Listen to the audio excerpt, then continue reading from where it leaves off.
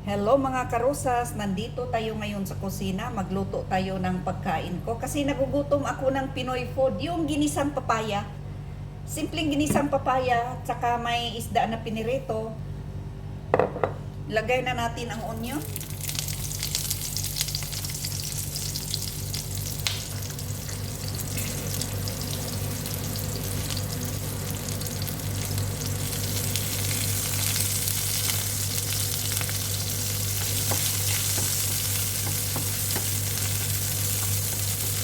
So, palambutin lang natin kunti ang onion mga karosas. Pabilisan ito mga karosas kasi magawa pa ako ng lasagna. So, mayroong recipe ako na lasagna. Pag gusto nyo makita, nandoon sa Rosas Channel OFW. At saka magluto ako ng chicken with bell pepper. Ang paborito ng anak ng amo ko. Request yan niya mga karosas.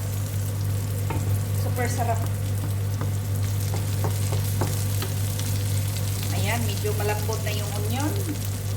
Ganito lang kasimple mga karosas. Madali lang lutuin. Ilagay na natin ang papaya. Raw papaya ito, yung ilagay na natin ang papaya, balero papaya ito, yung green.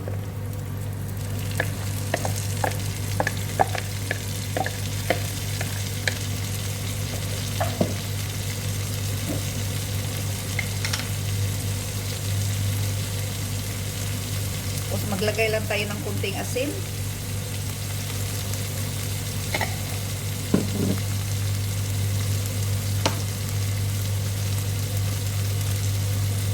Tsaka kunting black pepper.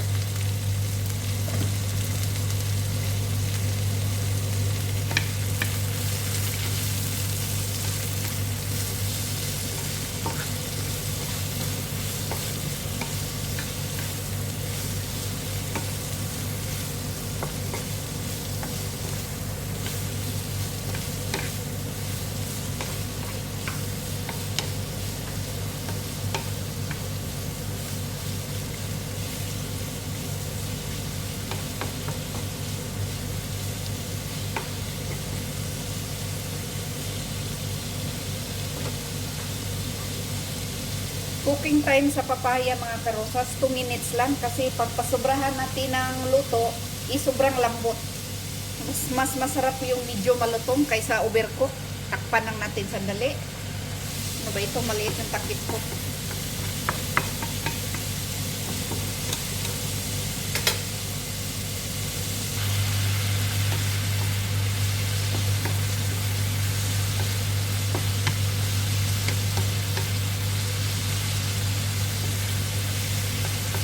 Pag gusto nyo lagyan ng kamatis mga karosas, pwede rin lagyan ninyo. Sa akin naman, ayokong lagyan ng kamatis kasi medyo mag-watery siya.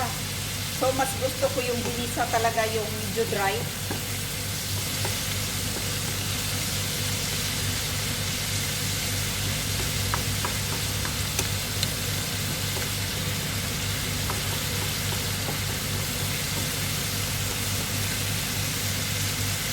Takpan natin sandali mga karosas.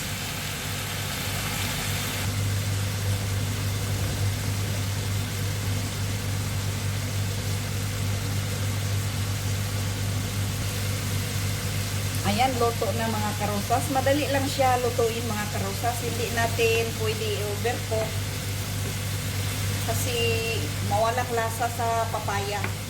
Sobrang lambot na. Mas maganda yung half cook lang. At saka ang partner dito is ginisang, ang partner dito is piniritong isda. Ito. Sas. Luto na yung chicken with green bell pepper natin. Dapat may yellow ito at saka pula. Wala sa inorderan ko online. So walang problema kahit walang yellow at saka pula. Masarap din ito. Ayan. Masarap nito. Ang bango-bango. Chicken with bell pepper. Ayan, tapos ng lasagna natin mga karosas. Ready to bake na.